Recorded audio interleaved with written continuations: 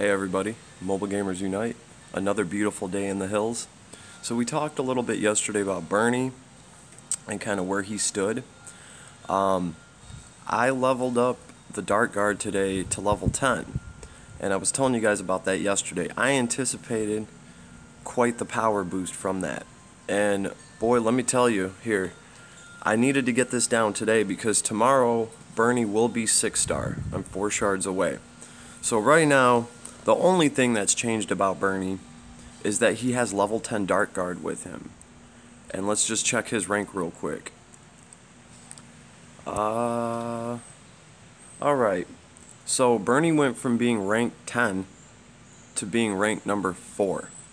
And he's still 5-star. And he actually still has some gear that I need to level up on him. I can put 20 more levels on his helm.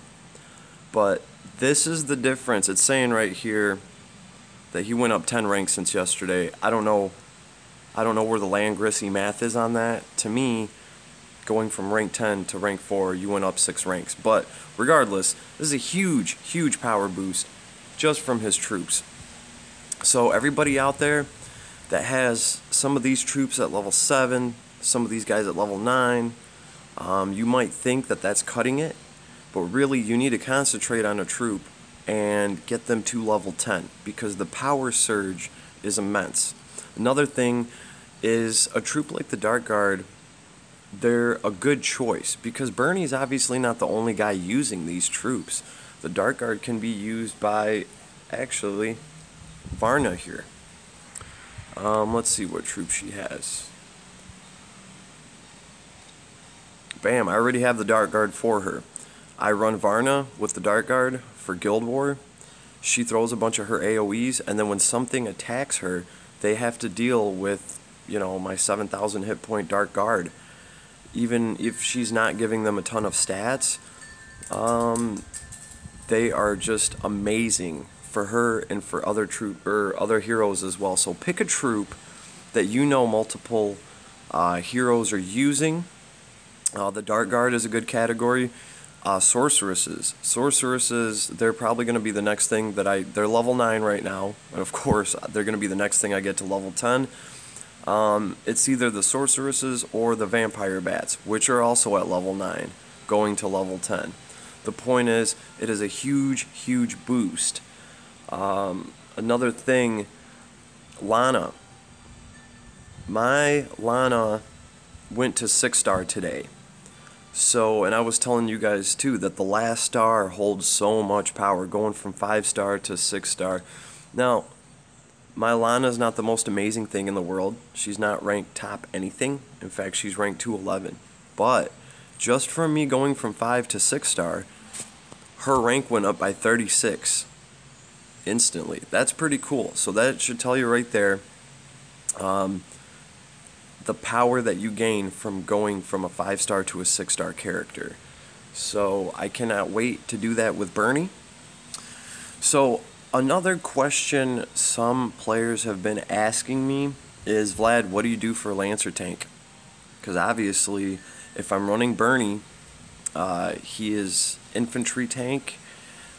I can run like some golems with him and stuff, but if I get into the nitty-gritty and there is just a bunch of cavalry, then who am I going to use? I know Freya's sitting right here, and I have her skin. She's at about 4k power level, but don't let her fool you.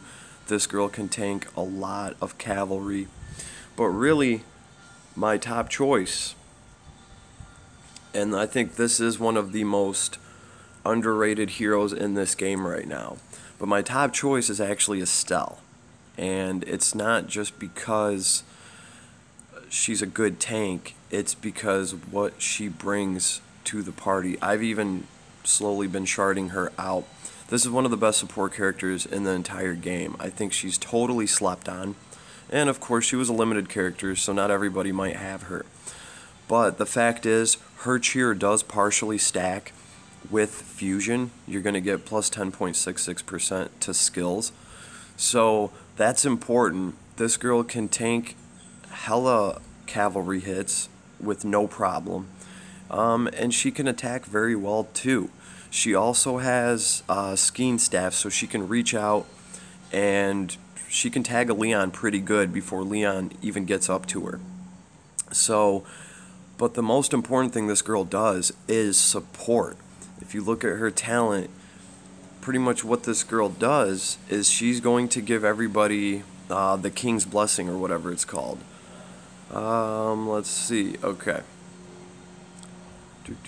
After action, increase the damage of 2 allies within 2 blocks by 10%, and that's for 2 rounds. Okay? This is only her at a 4-star. I happen to know that this goes up to 20% more damage for, I think it's 4 allies. It's pretty much, she gives this to your whole party. Your whole party is going to do 20% more damage, and it's going to last for 2 rounds. So between the 10.66% she's given you to your skill and also 20% more damage, that is a lot, okay? And people underestimate the 10.66% to your skill. Alone, it's okay. But when you're mixing it with the fusion power, it becomes insane, because not only are you getting like the 30% attack from your fusion, you're also getting 10.66% more to your skill. When you bring those two together, it actually makes quite a bit of difference.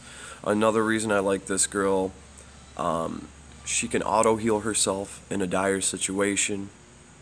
So I think this Estelle is definitely one of the most overlooked characters in this game. I cannot wait to 6-star mine, and anytime I need to throw a Lancer out on the tabletop, Estelle's coming out with that bow staff, and she's going to be jacking some stuff up, increasing everybody's damage by 20%. I just like the way that this character plays. She's fun, and I do like super stacking buffs, and Cheer, it's one of a kind. You know, there's no other characters that have anything else like Cheer right now.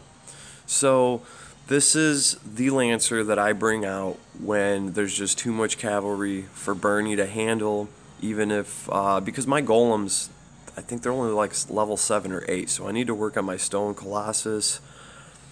But really, Estelle's the one I'm going to bring out, because not only is she going to be able to take all the cavalry hits, but she's going to increase my party's potential by so much. It's absolutely insane.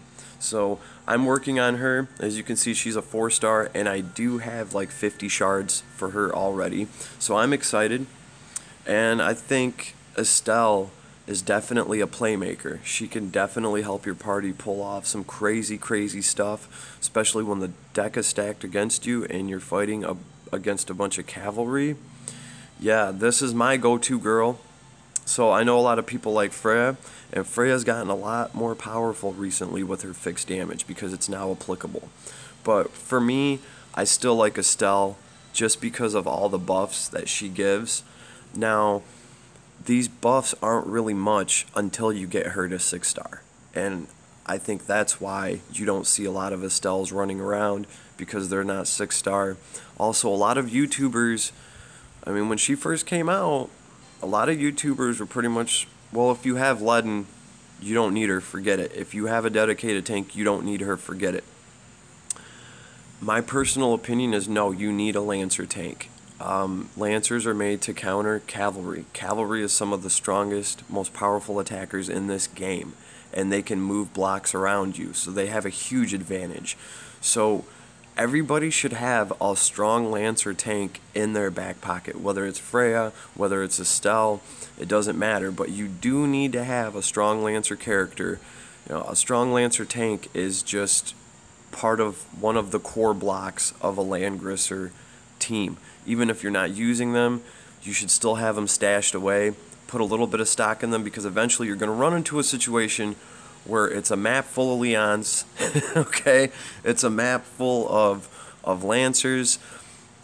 Well, I'm sorry, not Lancers. It's a map full of cavalry, and you need a strong Lancer base tank to deal with them.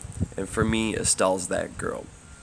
But yeah, I just wanted to run a few quick things by you guys today. I wanted to capture this before my Bernie got 6-star tomorrow. I just wanted to show you guys the huge power difference when you're going from level 9 to level 10 with your troops.